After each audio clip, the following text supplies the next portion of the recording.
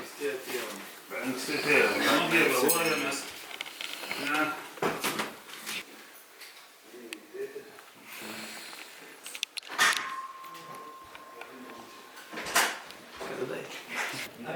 Bet klausyk, žiauriai paaugęs, pasikeitęs visiškai. Bet man tai čia kažko jautru panašu.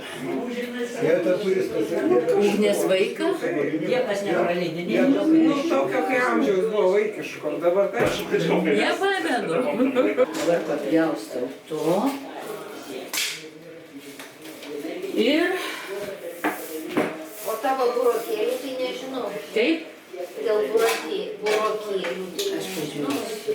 Palaukit kantrybės. Mes kaip visada negreiti. Visai nieko tas vynas. Tau nieko, man tai Man tai patinka, kad jis silpnas. Bet jis labai toks... Tai aš nemačiau, kuris ten buvo. Reiškia, mes iš Kolombo nuvažiavom traukiniu, nusibeldėm į tokią Habaraną, prie tos Igirijos olos netoli. Ir tada pavyko tokį gauti viešbutį labai neprastą. Toks, reiškia, lyg tai Green Garden House. Šeimininkas pasirodo kariškis buvęs mėlynoji beretė. Tarnavęs Kanadoje, ten, taip, Afganistane, žodžiu. Tai jisai mus paskui ir pavežiojo. Viską ir vežė į tą Sigiriją. Tokių keliukų, sakė, čia naktį važinėt negalima beveik. Drambliai atakuoja mašinas.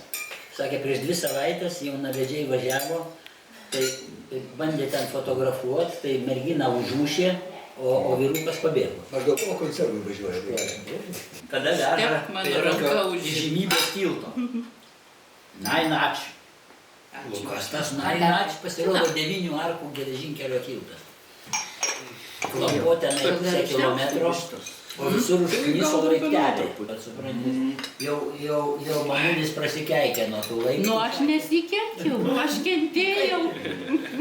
Bet suprantis, lipom, nuėjom, nu nei ką. Ir dar, žinokit, basiem reikia eiti, va, irgi problema. Dar basiem reikia, neleidžia, reiškia, subatų. Aš irgi nejau, nes mes ten žaidėme patys. Nežinai, visą akmenų bado tas padus, negerai. Nuvežė kažkokią užeitį.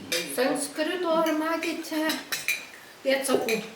Sanskrito pėdsakų nematėm, tik aš jiems aiškinau, Kad mes panašus kalba. Paso sanskrito, ne? Oi.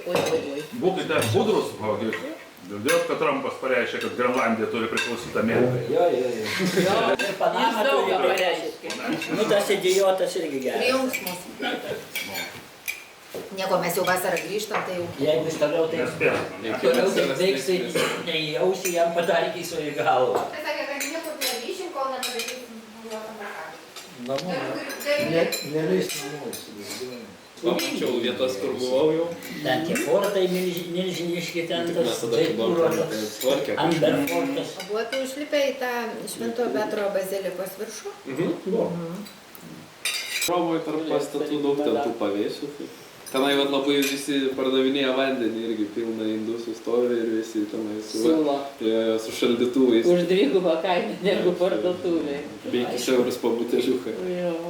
Bet nežinau. O jūs ką radot viešbučius iš anksto užsibukino? Mes per bookingą viską. Tenai šiaip iš tikrųjų viską Patricija sužiūrėjo, aš tai negaliu prisijimti čia nieko. Jo, bet likai patenkintas. Jo, tai Romoje tai mes iš vis gyvenom, mūsų gatvės gale Kolizėjus buvo.